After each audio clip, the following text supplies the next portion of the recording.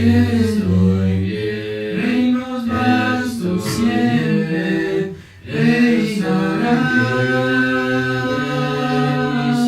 Siglos pasan, tiempos cambian, pero tú eres mismo serás.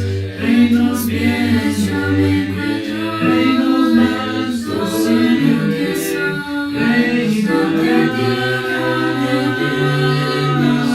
Siglos pasan, tiempos cambian, pero eres mismo serás. Reinos bien, yo me encuentro. Reinos vastos siempre reinarás. Siglos pasan, tiempos cambian, pero eres mismo serás. Libre soy,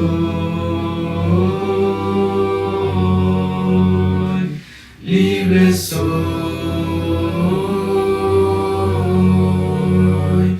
libre soy,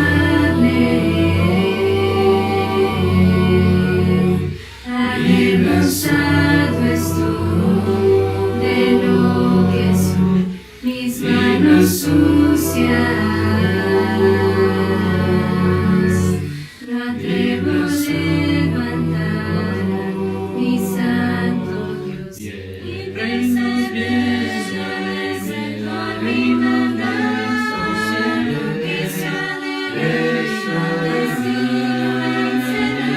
reinarás. Siglos pasan, tiempos cambian, pero eres mismo serás. Dios te bendiga. Te estamos haciendo una invitación. Si Dios permite, el próximo año estaremos yendo al país de Israel y será de gran bendición para todos y cada uno de nosotros compartir esta hermosa tierra y los lugares bíblicos. No solamente aprender de la Escritura viendo literalmente los lugares, sino también absorbiendo todo lo que tiene que ver con la cultura, la arqueología, la geografía y más. Si estás interesado en este viaje, por favor déjanos un correo electrónico, tal y como se muestra aquí abajo. Y esperamos puedas acompañarnos el próximo año para recibir lo que nosotros pensamos es una gran bendición de parte de nuestro Dios, juntos en armonía. Dios te guarde, te bendiga. Soy Ricardo Barrera. Gracias. Shalom. Buenas Shalom. noches, Dios les guarde a todos. Uno de los grandes retos que hay en la vida es tratar de alinear el pensamiento de crianza y de instrucción de varias naciones en el mundo. Si tú visitas, por ejemplo, la India, te darás cuenta que la religión más antigua, el hinduismo, plantea a su fundador y crema su cuerpo y coloca sus cenizas a través de 8 distintos lugares en Asia, tales como en Sri Lanka y otros lugares. Si viajas por la parte sur de China y te estableces en un lugar, puedes ver hasta el día de hoy el lugar donde yace el cuerpo de Confucio, un hombre que establece una religión muy poderosa dentro del país de China y otras secciones en la región. Si visitas Arabia Saudita, en Medina específicamente, hay una mezquita con el techo de color verde, en el cual yace el cuerpo de Mahoma, quien fuese el fundador del Islam, la religión que está creciendo de una manera increíble y que en los últimos 13 años ha entrado muy fuerte a México, en la parte del sureste, por Chiapas, por Yucatán y por Tabasco. Y entonces lo que puedes ver en ellos es una gran peregrinación y una gran visitación por parte de sus seguidores, quienes practican su religión. Y van a ese lugar y dan honor hacia donde yacen, ya sean las cenizas o los huesos de aquellos hombres que establecieron y fundaron tales religiones. Si vas a Jerusalén, por ejemplo, decíamos hace dos días que uno de los únicos hombres enterrados dentro de la ciudad de Jerusalén es el rey David. Y sus huesos yacen ahí como testimonio del mensaje del apóstol Pedro el día del Pentecostés, cuando le dice a los judíos que hasta el día ese pueden encontrar la tumba del rey David a un lado de lo que se conoce como el aposento alto. Y muchos judíos van y visitan la tumba del rey David y los huesos yacen ahí. Y una de las cosas que hemos observado en estos últimos 3 días, hoy día 4, es el viaje de nuestro Señor desde Getsemaní hacia la tumba. Y vimos la oración que hace Jesús en el Getsemaní y comprendimos lo que Getsemaní significa, que es el huerto del molino de aceite, Chat Gemanai. Y entendíamos que se había colocado en las faldas del Monte de los Olivos para sacar aceite de olivo que era utilizado para la libación de los sacrificios en el altar, para amasarse la oblación, tales como los panes sin levadura, y para prender el candelabro y también para el incienso. De ahí fluía lo que es el aceite de olivo y subía hacia lo que es el templo. Y vimos que en este lugar fue donde oró Jesús, y oró 3 veces, y en cada una de ellas mencionó las copas. Si quieres que pase de mí esta copa, y aprendimos la práctica del judaísmo en cuanto a la Pascua y cómo eran 4 copas las que utilizaban para la celebración de la misma. La copa que indica que Él los sacaría, que Él los bendeciría en el camino, ¿verdad? Y que Él estaría con ellos y dependerían de Él. Y la última copa, que es la copa del Mesías, la que no tomaba nadie hasta el concepto de Jesús. Fue en Getsemaní donde vimos también cómo es que fue la aprehensión del Mesías, de Cristo.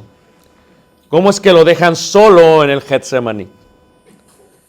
Vimos a el hombre que entrega a Jesús por 30 piezas de plata.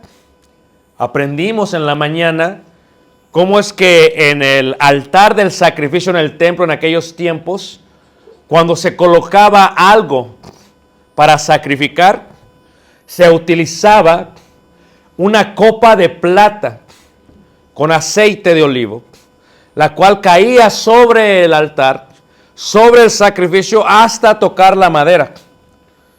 Claro, aprendíamos que fueron 30 piezas de plata como una copa, como la última copa, la cual caía sobre el sacrificio para ungirlo, y luego sobre la madera como si fuese esto en la parte de la Gólgota.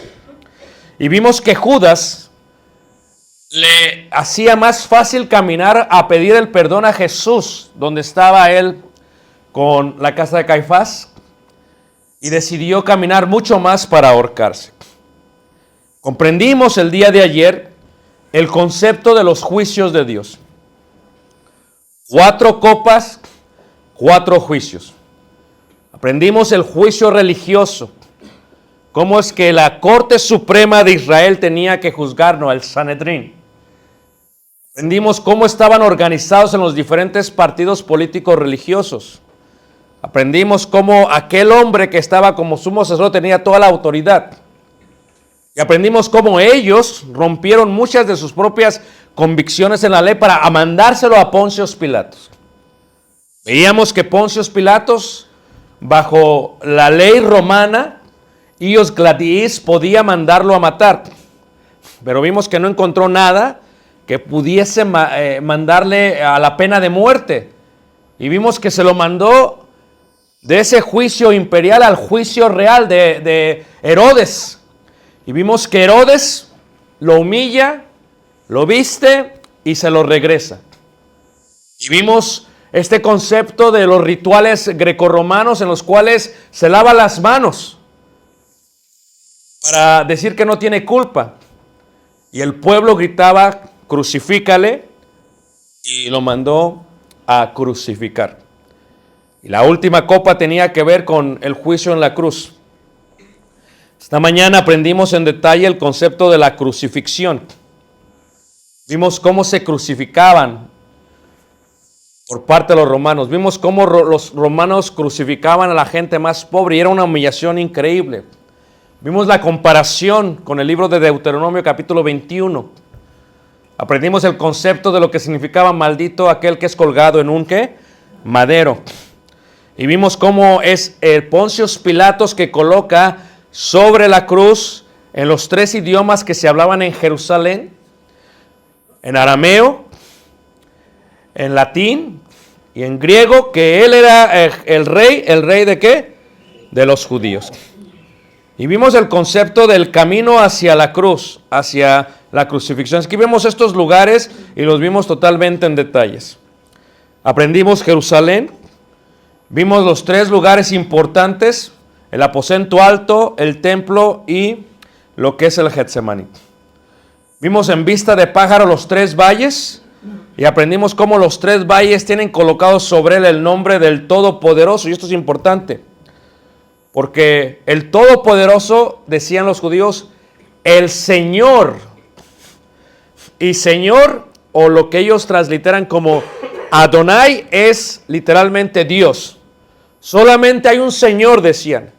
Y así le llamaron muchas veces en el Antiguo Testamento.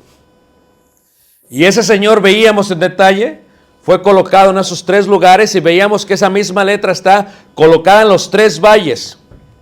Aprendimos también en estos 4 juicios y nos enfocamos totalmente en el último, en el lugar de la Gólgota. Vimos la vía dolorosa, cómo caminó Jesús.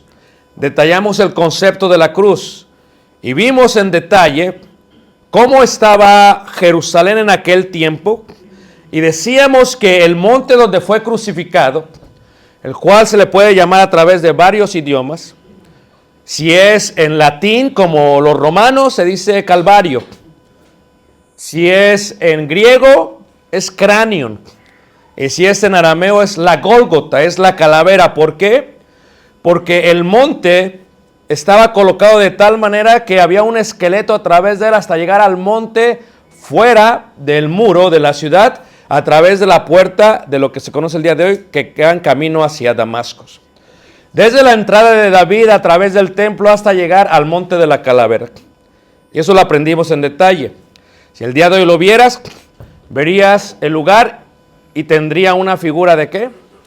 De calavera, de cráneo, de Gólgota. Jesús lo han crucificado. Jesús ha muerto y lo que veíamos también era el concepto de lo que significaba tetelestai, consumado es. Pagó la deuda que teníamos, anuló el castigo que íbamos a recibir y colocó la victoria y lo clavó en la cruz. Pero Él muere y al morir lo entierran. Y una de las cosas que tienes que entender, que tal vez es difícil a veces porque normalmente cuando pensamos en la tumba, automáticamente pensamos el día de hoy, en las tumbas del día de hoy. Si tú visitas los cementerios en Ciudad de México donde ya la gente no cabe ni siquiera muerta, te vas a dar cuenta que lo que hacen es que colocan un muerto sobre otro muerto, sobre otro muerto, sobre otro muerto. Ya parece un pequeño edificio con los cuerpos que yacen ahí. Esa es la manera en que lo hacen. Creo que así está pasando en Monterrey también, tengo entendido. ¿Verdad que sí? Bueno, Jesús es enterrado en una tumba que era nueva. Decíamos que cuando a alguien se le identificaba a través de su padre como Simón, hijo de Jonás. Pero cuando no se sabía quién era su padre, entonces se le identificaba por la ciudad. Veíamos en el caso de María de Magdala, porque Magdala es torre, la ciudad de la torre, Magdala. Y si no sabían de qué ciudad del país, en este caso como Simón de Cirene, el que le ayudó a cargar la cruz, o en este caso como José de Arimatea, el cual era un país en la parte de África. Lo que la persona hacía cuando se establecía en un lugar es que durante su vida, si llegaba por primera vez, trabajaba durante su vida para hacer una tumba para ellos y para su familia. Y la tumba que ha edificado José de Arimatea, te das cuenta que él acababa de llegar y estaba estableciendo raíces en el lugar. ¿Por qué? Porque era una tumba para él y para su familia. El Rey de Reyes y Señor de Señores, dueño de todo el mundo, como dice aquel salmista, porque del Señor es la tierra y Él no tiene donde lo entierren, aunque todo es suyo. Entonces él, José de Arimatea, ofrece la tumba que está preparando para él y para su familia y se la da a ellos. Y a un lado del monte de la calavera, del cráneo, de la Gólgota, del Calvario, se encuentra el huerto que al parecer este hombre tenía, y ahí se encuentra lo que es la tumba. La tumba estaba separada de dos secciones. En la primera se colocaba el cuerpo y se dice: si alguien ama a su padre y a su madre, lo ha de enterrar de la manera más digna y con mucho honor. Y decíamos, por eso cuando alguien ha de morir y deja lo que quiere que sucede cuando muera, uno debe de respetarlo al pie ¿qué? De la letra. Y los judíos lo que hacían es que los ponían en lienzos, lavaban el cuerpo y le ponían ungüentos aromáticos. ¿Para qué? Para que no oliese mal después. Y lo ponían en la primera sección de la tumba. Y luego cerraban la tumba con una piedra que sellaba totalmente para que el olor no saliese. Pasaban unos días, ¿verdad? Y al pasar unos días, ¿qué sucedía? Venían y visitaban a veces para echarle más especias aromáticas.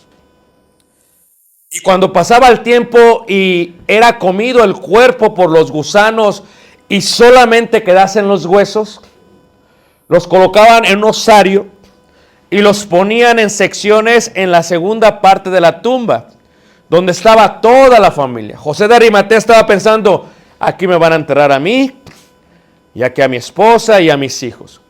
Y la expresión entre ellos fue unido a su pueblo, no solamente tiene una referencia espiritual, sino una referencia física. Todos los huesos de todos mis familiares van a estar ¿qué? Ahí. Hoy en día tal vez cuando te entierren dices, yo quiero estar ahí, pero mi esposa no quiero que esté ahí. O tal vez tu suegra no la quieres ver ni en la tumba de al lado. O tal vez tu nuera. Pero ellos tenían esa costumbre. Ahora, el judío creía que el alma de una persona estaba presente en su cuerpo muerto a través de 3 días. Eso es lo que ellos creían. Por eso cuando Jesús resucita a Lázaro, tiene que ser más de 3 días para que vean el poder que tenía Jesús. Ellos lo entienden, ellos lo comprenden. Cuando vemos a Jesús, hermanos, que ha muerto, lo vimos hace rato en detalle, vimos el concepto del eclipse, lo que sucedió. El día sábado se acerca. Los judíos marcan los tiempos con las lunas y con las estrellas. Y dicen ellos así. Para ellos ahorita ya es lunes. Porque ellos esperan a que oscurezca y a que sus ojos puedan ver al menos 3 estrellas y dicen, ok, ya inició el próximo día porque así está escrito en Génesis. ¿Verdad? Fue la tarde, ¿verdad? Y el día, el primer día. Y ellos dicen, desde la tarde anterior, cuando se pueden ver las estrellas, ya se marca el próximo día. Como el viernes ya era tarde, ya se aproximaba la noche, ellos piden el cuerpo y se apresuran a enterrarle para no enterrarle en un día de ¿qué? De reposo. Y colocan el cuerpo. Pero aquí hay varias cosas muy interesantes. Una de ellas es que para mover esa piedra se necesita muchísima fuerza. Para rodar la piedra, lo digo porque la he tratado de mover, y solamente entre 4 hermanos pudimos moverla, y un poquito. Bueno, si hablas de judíos, son más altos, más fuertes y tal vez más guapos que un mexicano. Entonces se entiende que ellos la puedan mover sin ningún problema. Sellan el cuerpo de Jesús y lo colocan en la tumba. Y dice la Biblia en Mateo 28, 1, 2. Pasado el día de reposo, al amanecer del primer día de la semana, vinieron María Magdalena y la otra María a ver el sepulcro. y hubo un gran terremoto. Recuerdan que cuando Jesús predicó, digo que en él verían la señal de Jonás. Y hay mucha gente que no entiende el concepto de 3 días y 3 días. ¿Cómo que son 3 días? Porque nosotros los occidentales marcamos los días por 24 horas y pensamos que el día lunes inicia a las 12:01 de la mañana, en la madrugada. Pero no es así con ellos. Él muere el viernes, es ya el primer día. En la noche es el segundo día. Y en la noche del sábado es el tercer día. Al tercer día, se entiende bien, ¿verdad? Sucede que hay un terremoto en la mañana porque un ángel del Señor descendiendo del cielo y llegando removió la piedra y se sentó sobre ella. Porque no había una persona que lo pudiese mover. Y yo quiero hablarle por un momento a la gente que nos visita, ¿ok? Hay una pregunta que tú te tienes que hacer en cuanto a Jesús. No solamente apelaremos al concepto de la fe porque es lo más importante, pero me gustaría apelar un poquito al razonamiento. Y quiero que te preguntes esto. La pregunta es si Jesús era el Mesías o el Mesías, si Él era el Cristo, el Hijo de Dios o no. Si es falso que Él no era el Cristo, entonces, número 1, Él lo sabía. Y número 2, Él tal vez no lo sabía. Si Jesús sabía que no era el Cristo, entonces es una mentira. Es mentiroso. ¿Y el padre de mentiras quién? El diablo. Es diabólico el pensamiento. Y murió siendo necio. O sea, ¿por qué ha de morir un justo por los pecadores? Si bien podría tener un argumento y decir, ¿saben qué? No soy. Cuando le dijo el sumo sacerdote, ¿eres tú el Hijo de Dios? Las palabras en hebreo, tal como las escribe el profeta Daniel, ¿eres tú? Y tú lo has dicho. Bien, si él dice no, se acaba el problema. Lo dejan ir. Pero a menos que sea verdad. Ahora, si él no lo sabía, estaba loco por morir por algo que no sabía. Pero, ¿qué sucede si es verdad como lo creemos todos? Porque esa es la gran diferencia.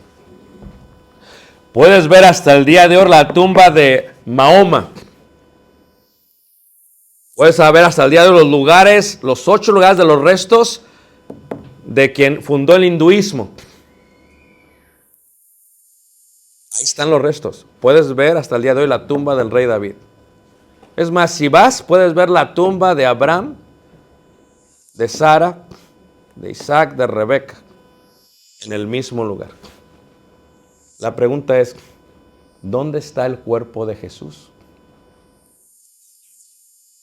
Porque si es verdadero que Él era el Cristo, entonces Él es el Adonai. Él es el Señor.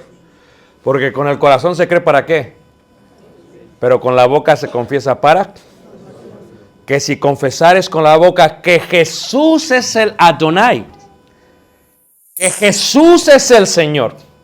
O sea, cuando Pedro predica, lo dice claramente el día del Pentecostés. Sepa ciertísimamente toda la casa de Israel, y está predicando desde la puerta del Nicanor. Todos lo están escuchando.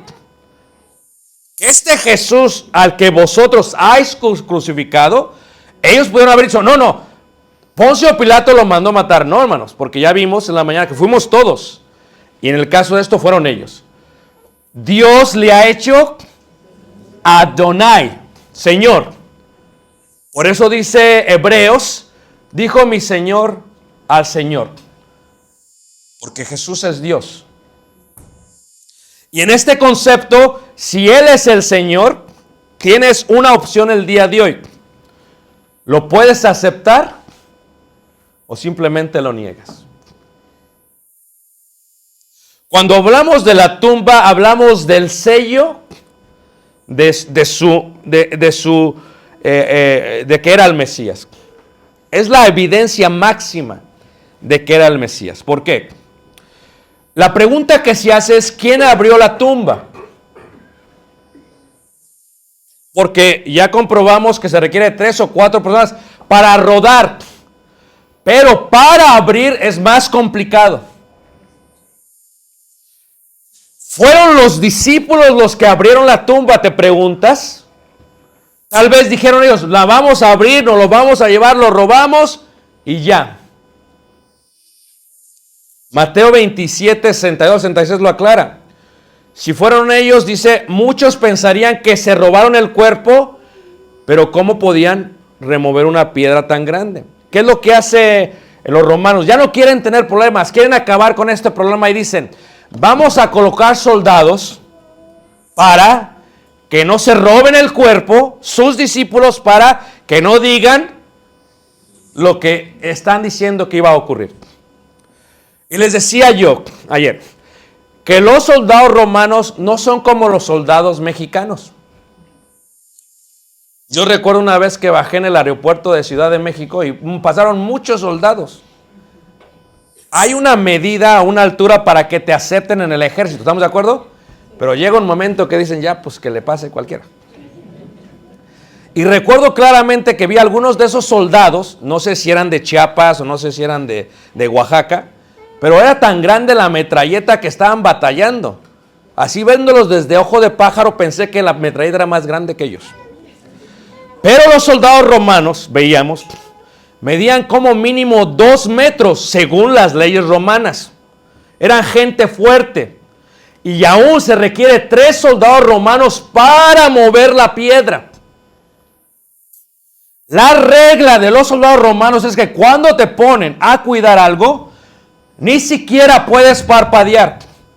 Porque tu vida depende de lo que estás cuidando. Esto es, vamos a decir que se rotaron entre ellos. Te duermes tú, pero yo me quedo ¿qué? Despierto. Porque si los encontraban dormidos, era pena de muerte. Pero la Biblia indica que son 2. Luego viene la pregunta. ¿Fueron los judíos? O sea, los que lo mandaron matar. Lo tomaron y lo pusieron en otra tumba, digamos. Pero esto sería contrario a lo que querían hacer con el cuerpo. Ellos querían mostrar totalmente que ese Jesús no iba a resucitar.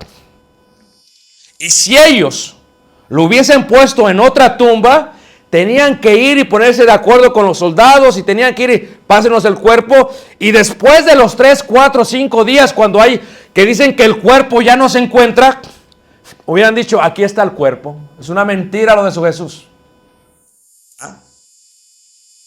Pero ellos se hubieran asegurado de mostrar el cuerpo en el 4.º día. Entonces, ¿fueron los discípulos? No creo. ¿Fueron los judíos? Tampoco creo. ¿Fueron los soldados romanos? Tampoco creo. O sea, si tú utilizas tu lógica, la única manera es que realmente la tumba esté ¿qué? Esté vacía. Ahora, hay algo en cuanto a los lienzos, y esto es algo muy importante. Si tú recuerdas cuando Jesucristo, ¿verdad?, resucita a Lázaro, y Lázaro se levanta de la tumba, ¿verdad?, pide que le ayuden y que puedan quitarle los lienzos. Porque cuando hay un ejercicio que vemos, cuando se lleva al grupo a Jerusalén, y vemos cómo es que entierran a una persona, porque a veces solamente visualmente la gente lo puede aprender. Entonces, cuando los empiezan a poner en lienzo, es como los bebés. Al bebé para dormirlo, lo amarras bien, que no se mueva, ¿a poco no? Y lo que hace el bebé es que no dice nada, ¿verdad? Porque llora, pero si pudiera hablar, dijera, sácame de aquí. ¿Para qué? Para que se quede. El cuerpo hace lo mismo. Viene una pregunta increíble. Los lienzos con especies aromáticas se pegan al cuerpo. Una vez colocadas, ¿verdad?, es casi imposible quitarlas del cuerpo. Viene otra cosa también. El sudario o lo que se coloca en la cabeza. La Biblia aclara en el Evangelio de Juan que fue enrollado como si fuese tomado por alguien y dejado por alguien. O sea, Jesús resucita, agarra el sudario, lo enrolla y lo deja. ¿Cómo se puede zafar? ¿Cómo lo puede doblar?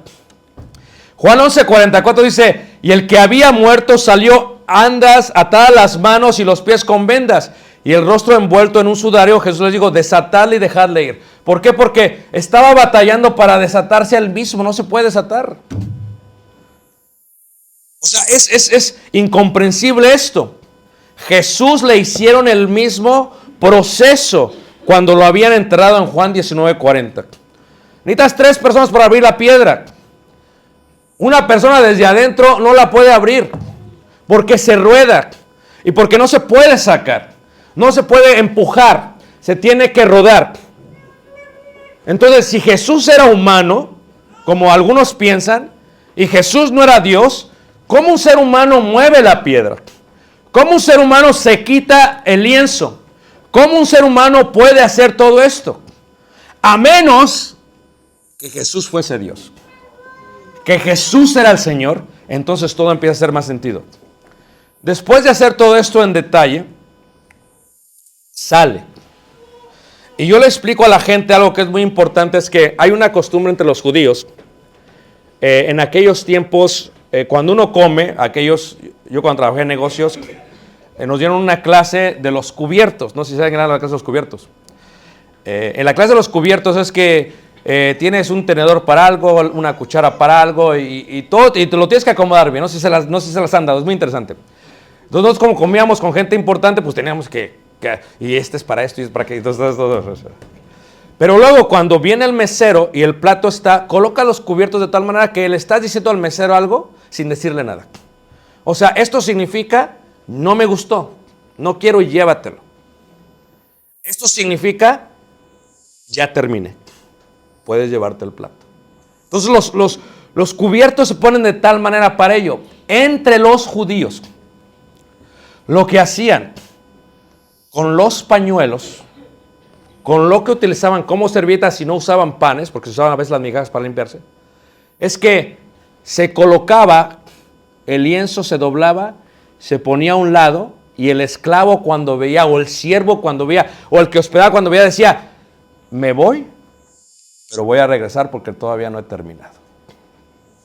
Entonces lo que Jesús está haciendo, esto solamente se entiende en el concepto judío, le está diciendo a ellos, voy a dejar el sudario, lo voy a enrollar porque mi obra no ha terminado. Voy a regresar. Vengo otra vez. Si tú ves todos los rollos, todos los libros que hablan acerca de la profecía de lo que iba a ocurrir, te darás cuenta en detalle que todo se está cumpliendo en cuanto al Señor Jesús. Si ves las profecías, Jesús profetizó que al tercer día iba a resucitar. Lo dijo constantemente, Mateo 20:19, Juan 3:14, Juan 8:28 y 12:32 al 33. La profecía se mencionó al principio de su ministerio. O sea que todo esto no es algo nuevo. Cuando se hizo la limpieza del pueblo, dijo que iba a volver a tomar aquel templo y en 3 días lo iba a volver. Hablando de su cuerpo, entendemos eso ahora. Cuando se menciona la prueba de Jonás, dice lo mismo. Esto lo sabían más que los discípulos, ya que ellos lo sabían y lo tratarían de evitar a toda cosa. Si yo he escuchado esas enseñanzas, me voy a asegurar que Jesús no resucite. Voy a hacer todo eso una mentira. O sea, no es lógico, a menos que sea verdad. Estoy atentando a tu razonamiento, porque a veces por medio de la fe no entiendes, aunque es suficiente. O sea, es importante entender que al tercer día no había un cuerpo en la tumba. Si fueron los judíos o los romanos, esto presentaría un gran problema para ellos. No les conviene a los judíos que el cuerpo no esté, porque entonces lo que han estado escuchando es verdad. Y entonces van a tener un problema, porque si no pudieron con Jesús, todos los seguidores de Jesús ahora sí se van a tornar a creer en la gran señal del Mesías. Si fueron los judíos, no les va a convenir. Si fueron los romanos, no les conviene. Recuerden que Poncio Pilato ya no quería problemas con el emperador. O sea, esto es una señal que no se había hecho de esta manera antes. Si tú has visto un cuerpo que yace muerto, tú tienes que aceptar que hay una ausencia total de aquel que movía ese cuerpo. Y cualquiera de nosotros vería una resurrección, en griego se dice anastasia, de una persona que se levante de entre los muertos. Es algo increíble, hermanos. ¿O cuántos de nosotros no le lloramos a padre o madre cuando se han ido? O a un ser querido, y lo que anhelamos es una resurrección.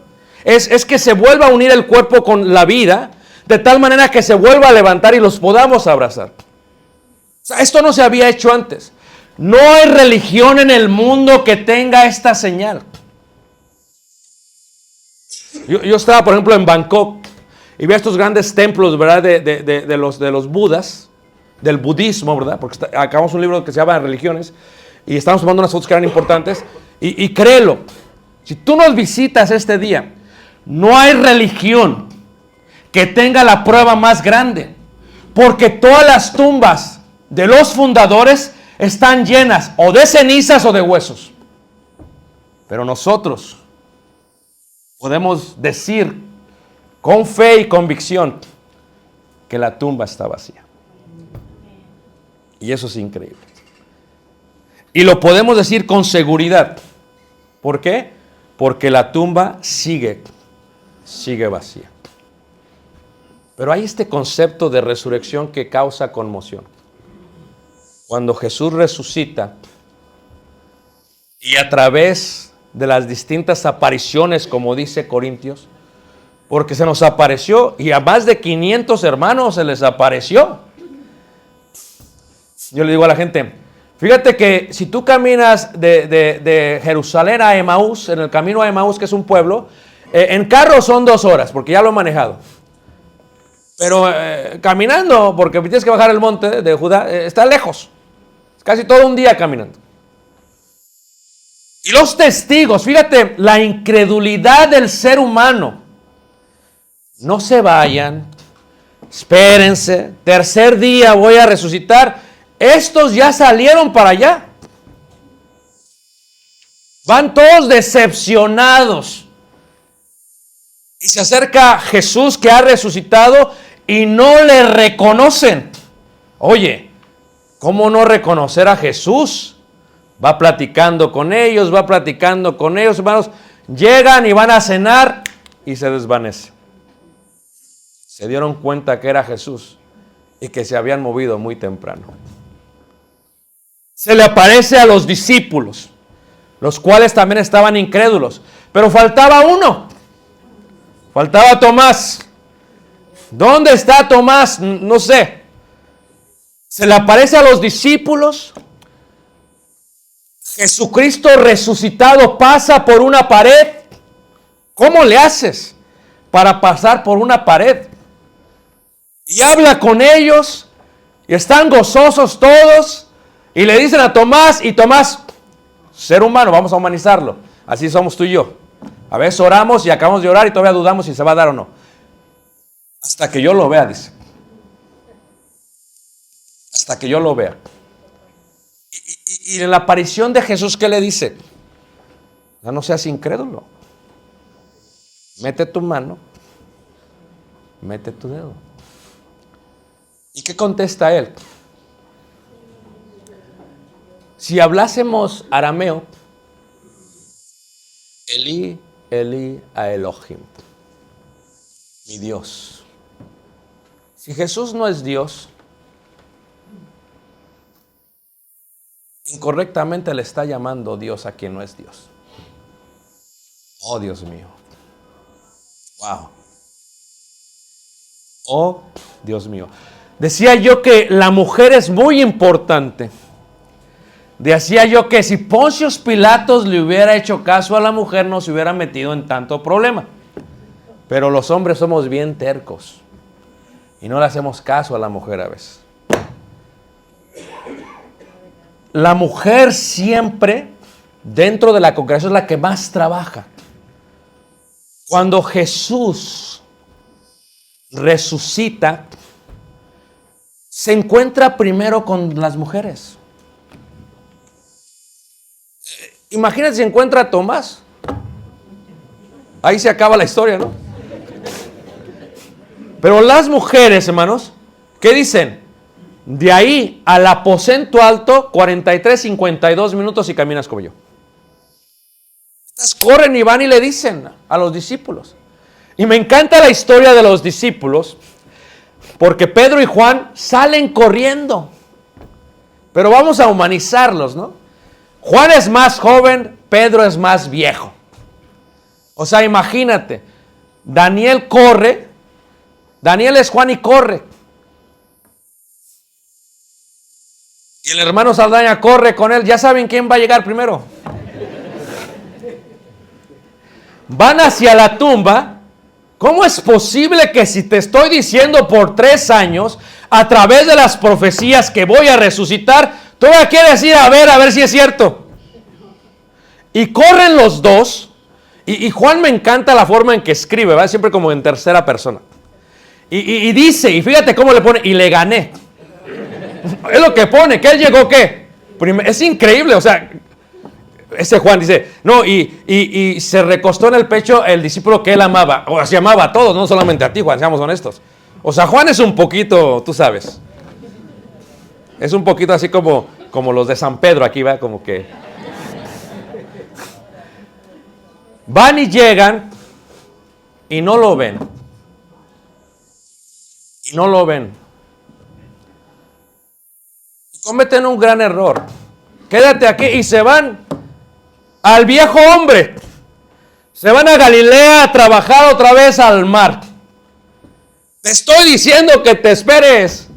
¿Dónde vas? Van a trabajar al mar otra vez. Están todos decepcionados. Van a pescar en la noche, explicamos el día viernes. ¿Y qué pasa? Cuando están pescando en la noche, pasa la noche y no pesca nada. Como si fuese lo que dice la gente, un déjà vu. Se vuelve a repetir la historia. Jesús está caminando por la bahía. Les habla. Pedro lo ve. ¿Será él o no? Lo oye, lo reconoce. Y Pedro, hermanos, se avienta. Va hacia él. Porque esta es la oportunidad que tiene para poder restaurar lo que él ha dicho y no hizo. Cuando está con él y platican y Jesús les prepara de comer. Si tienes que aprender algo de Dios, ¿ok? Nunca lo que tú hagas va a ser suficiente. Dios siempre está al tanto de ti. Ellos estaban pescando, Jesús ya tiene todo preparado para ellos.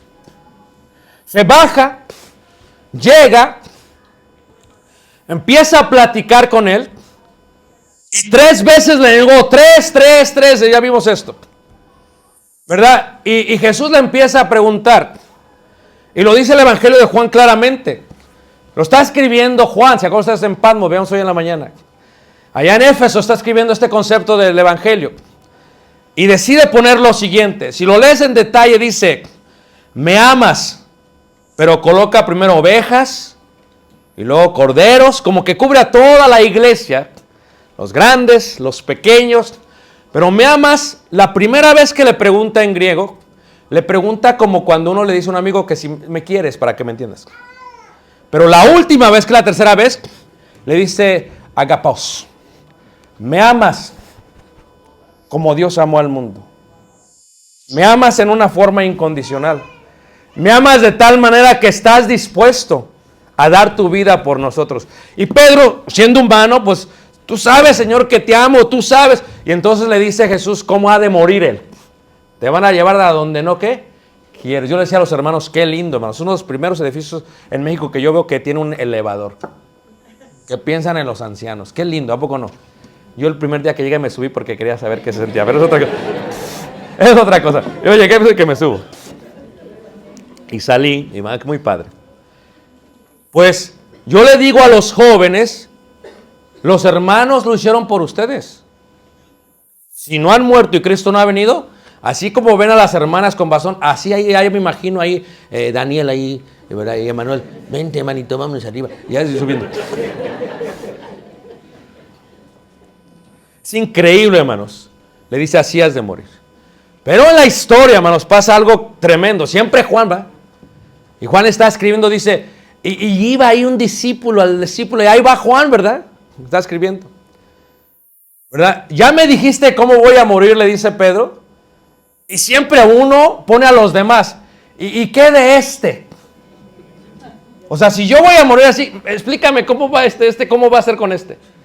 Y Jesús contesta de una manera increíble y le dice, si yo quiero que este quede, ¿qué a ti? O como decimos nosotros, ¿a ti qué? Es lo que está diciendo, hermanos. Porque siempre nos enfocamos en los demás. No se trata de los demás. Se trata de nosotros. Se trata de lo que nosotros creemos. Nuestro corazón estaba vacío como la tumba. Y cuando Jesús permitió que se nos presentase el Evangelio, fue llenado con muchísimo amor. La tumba sigue vacía, pero nuestro corazón está lleno de fe, porque creemos totalmente en Jesús. Creemos que Jesús dejó la tumba vacía. Y ese es el sello más grande de que Él era el Mesías. Vencer la muerte misma. Y eso es lo que nos ayuda a nosotros a seguir caminando en el Señor. Porque muchos vamos a morir. Pero creemos que no morimos, sino que dormimos, como dice Pablo. No te entristezcáis por los que ahora duermen. ¿Por qué? Porque cuando un hermano o hermana muere, en el momento en que obedeció al Evangelio, desde ahí puso su fe en Cristo Jesús. Y pasan años y años y años y años y luego muere. ¿Y por qué dejó el mundo atrás? ¿Por qué dejó todo aquello por lo cual había pecado? Dejó todo eso porque creyó fielmente en ello. Las cosas viejas pasaron, aquí todas son hechas ¿qué? Y cuando esa persona muere creyendo que no es la tumba la que lo va a sujetar. A mí no me va a sujetar la tumba. A ti no te va a sujetar la tumba. ¿Por qué? Porque aun cuando muramos, sorbida es la muerte en victoria. O sea, tragada. ¿Qué quiere decir? Que tú y yo estamos diseñados para la eternidad. Tú y yo nunca vamos a morir. Estás loco, hermano. ¿De qué hablas? ¿Sabes cuál es la prueba? Jesús. Jesús murió, lo sepultaron y al tercer día resucitó. Y yo decido no ser María Magdalena. Y yo decido no ser María. Y yo decido no ser Tomás. Y yo decido no ser Pedro. Yo decido no ser eso. Y tú decides eso. Y porque decidimos eso, nos reunimos cada primer día de la semana como la gente piensa que estamos locos. Y venimos a un lugar y cantamos a alguien que nunca hemos visto. Y adoramos a alguien. Y hacemos memoria de aquel que murió en la cruz. Nunca lo hemos visto, pero más bienaventurados los que no vieron y creyeron. La tumba está vacía y la tumba sigue vacía. Ahora esa tumba, ¿verdad? Está increíblemente grande en una gran parroquia. Hay 3 religiones distintas que manejan los tiempos de la parroquia. ¿Y sabes qué? Hay una línea increíble para entrar a la tumba. Y yo le digo a los hermanos cuando los llevo, ¿realmente quieren ver la tumba? Oh, sí, hermanos, venimos hasta acá. Le digo, mira, no hay nada adentro. No vas a ver nada. O sea, ¿quieren ver la tumba? No, sí, y ahí estoy esperando. Qué bueno, vamos a ver la tumba. Aquí estábamos todavía viendo la tumba. O sea, ¿no has visto tú que la tumba está vacía? Mi Señor, nuestro Señor, con poder se levantó. La tumba le encerró. Cristo, Mesías, nuestro Cristo, mi Cristo. Pero con poder se levantó. Nunca lo he visto, hermanos. Nunca lo vi. Pero si yo me transportase a aquel tiempo, no dudo que yo hubiese podido ser como Tomás. Si yo me transportara a aquel tiempo, no dudo que tal vez me hubiese comportado como algunos de ellos y hubiese regresado a trabajar. Humanizo a mis hermanos en la fe del primer siglo. Y siento que tal vez hubiera hecho lo mismo. Pero cada día del Señor, del Adonai, cada domingo en la mañana, hermanos, antes de llegar al lugar de reunión, postramos, nos arrodillamos y le damos gracias al Señor porque la tumba sigue vacía. Y creemos eso de corazón.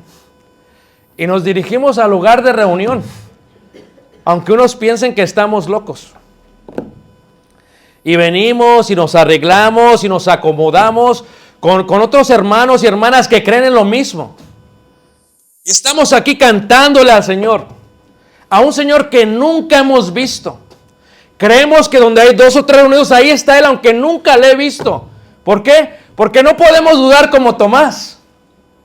¿Por qué? Porque no es necesario, hermanos, que Dios nos pregunte si le amamos o no. Porque con la acción mostramos cuánto le amamos. Con poner la mano en el arado y con caminar y nunca voltear, mostramos el amor que le tenemos. No para pagar por nuestra salvación, porque no hay nada que hagamos para pagar por nuestra salvación.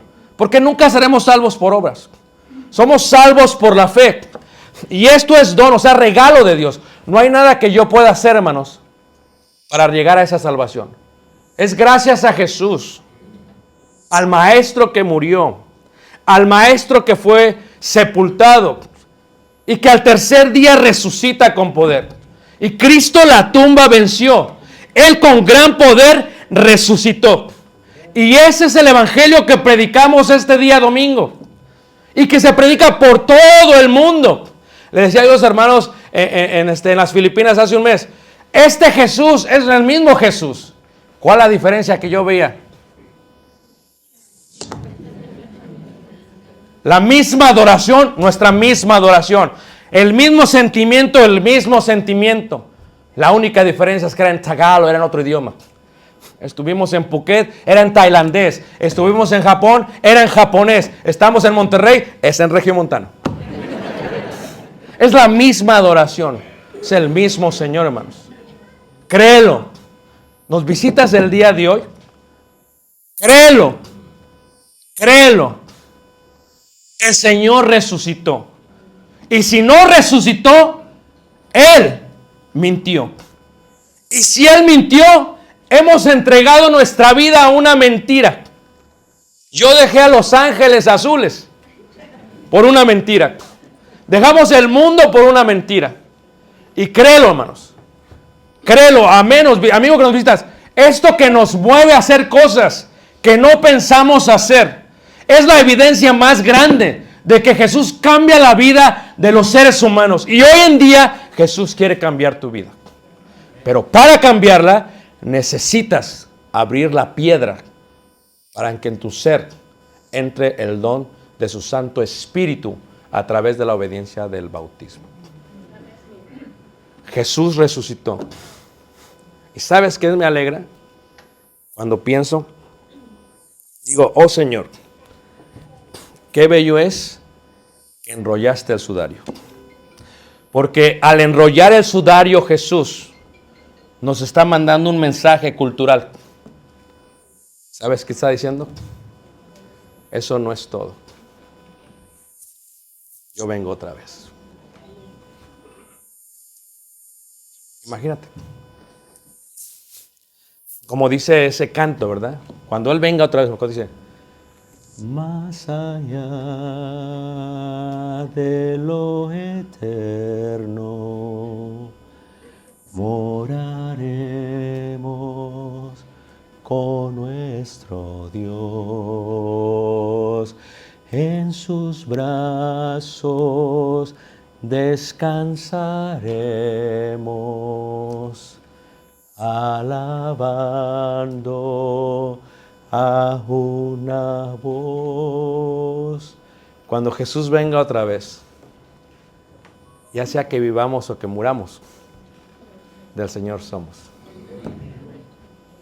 Imagínate qué tal si viene hoy en la noche o mañana, hermanos. Estamos preparados, no porque nos creamos mucho, sino porque hemos depositado nuestra fe en el Señor. Porque todo santo tiene un pasado y todo pecador tiene un futuro. Estamos preparados porque creemos en ese Jesús, porque le cantamos a ese Jesús, porque predicamos a ese Jesús.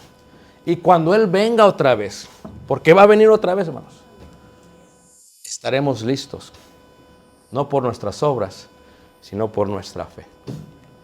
Y eso es lo que te decimos esta hermosa noche. Razónalo. Razónalo. Todos los que estamos aquí estamos locos, pero locos por Jesús. Una locura de la cual habló Pablo. Toleradme un poco de locura, dijo. Y pongo esto de una manera diferente. Si esto no sucedió, ¿por qué iba a morir Jacobo el mayor? Si esto no sucedió, ¿por qué iba a morir Esteban? Si esto no sucedió, ¿por qué iban a morir todos aquellos discípulos, salvo el apóstol Juan? Torturados. Si esto no sucedió, cuando visitamos Turquía me encanta ver las ruinas de las iglesias, la forma en que mueren, cómo está plasmado la iglesia primitiva y cómo la persiguieron. Si esto no sucedió, ¿por qué murieron ellos? El año pasado que estábamos en Irak, fuimos a aquella ciudad por donde pasó Mateo y predicó el evangelio y se estableció la iglesia en aquel lugar por primera vez. Y cuando hablábamos con ellos, en ese lugar mataron muchísima gente que puso su fe en Cristo. Y cuando hablaba con el hermano de la iglesia, le decía, ¿por qué es tan difícil que el evangelio crezca aquí? Dice, porque nosotros, cuando aceptamos a Jesús, estamos expuestos a muerte. Cuando le digo al hermano de Israel, dice, ¿por qué es tan difícil que crezca la iglesia acá? Porque la muerte está a la puerta. Si Jesús no resucitó, hay una infinidad de locos por todo el mundo que le cantan a un muerto. Hay infinidad de locos que han dado su vida por una mentira. A menos que Jesús resucitó. Y si Él resucitó, vuelve otra vez. Le dijo esto en el aposento alto en el barrio de los Esenios. Creéis en Dios, creed también en mí. En la casa de mi Padre muchas moradas hay. Si así no fuere, yo os lo hubiera dicho. Voy pues a preparar morada para vosotros, y si me fuere, volveré. Por eso dobló. Todavía no acabamos. Y eso a mí me emociona. Porque Jesús no acaba. Porque Él viene otra vez. Y si viene otra vez, hermanos, viene por los locos que creen en Él. En la verdad que ha transformado el mundo por más de 2000 años. Y que el día de hoy puede transformar tu vida y tu corazón. Y nuestro anhelo esta noche es esa. Si crees tú en el Hijo de Dios, ¿por qué no tomar la decisión? Ayer habíamos terminado y se acerca Jorge y dice, a ver, espérame, yo creo. Le digo, pues si crees bien puedes, pero tú decídelo, es una decisión total. No, yo quiero ahorita, y le bautizamos ayer. Si crees tú, bien puedes hoy. Hoy viene el Señor otra vez. Cree en el Señor Jesús. Como dijo el apóstol Pablo, somos embajadores de Dios. Y nuestra intención es reconciliar al mundo con Dios. Porque de tal manera amó Dios al mundo que dio a su Hijo unigénito, que para que todo aquel que en él crea no se pierda, mas tenga ¿qué? Y eso es lo que predicamos esta noche. Hoy es día de salvación. Vamos a cantar un himno de invitación. Ven, porque el Señor resucitó. Y es la belleza de su resurrección que viene una vez más. Pongamos de pie. Nuestro hermano va a dirigir este cántico. Y te queremos invitar. ¿Habrá alguien entre vosotros que quiera ser parte de la iglesia?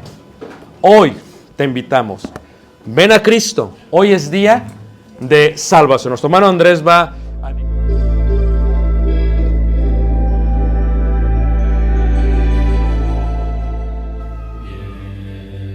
Estoy bien, estoy bien, estoy bien en mi ser. Estoy bien, estoy bien, estoy bien en mi ser.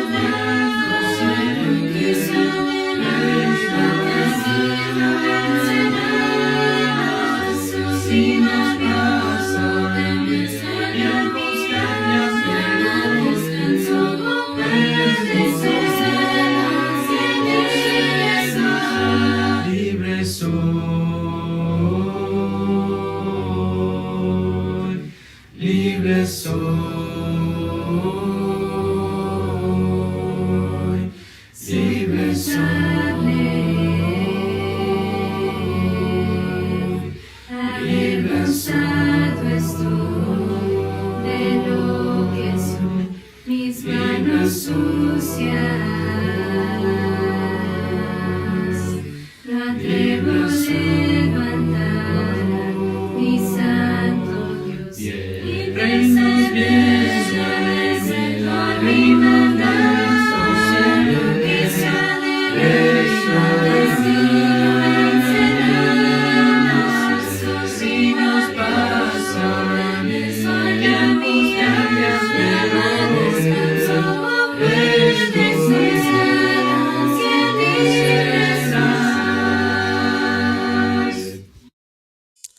Dios te bendiga. Te estamos haciendo una invitación. Si Dios permite, el próximo año estaremos yendo al país de Israel y será de gran bendición para todos y cada uno de nosotros compartir esta hermosa tierra y los lugares bíblicos. No solamente aprender de la escritura viendo literalmente los lugares, sino también absorbiendo todo lo que tiene que ver con la cultura, la arqueología, la geografía y más. Si estás interesado en este viaje, por favor déjanos un correo electrónico, tal y como se muestra aquí abajo. Y esperamos puedas acompañarnos el próximo año para recibir lo que nosotros pensamos es una gran bendición de parte de nuestro Dios, juntos en armonía. Dios te guarde, te bendiga. Soy Ricardo Barrera. Gracias. Shalom. Shalom.